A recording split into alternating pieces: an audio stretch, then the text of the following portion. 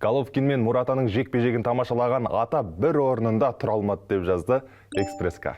Генаның әр соққысына риза болып, ұр, ектің астынан ұр, жарайсың деп қолдау көрсетті.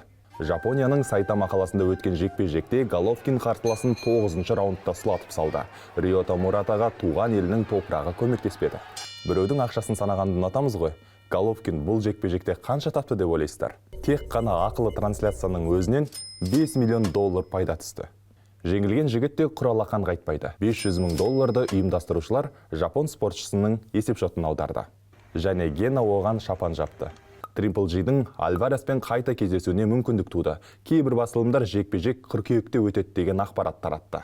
Жекпе-жек соңында Triple G Риотаға чемпиондық белбеуін қайтарып берді. Материалдың толық нұсқасы сайтта. Бұл Экспресска жаңалықтары. Уақыттарыңызды үнемдеңіздер.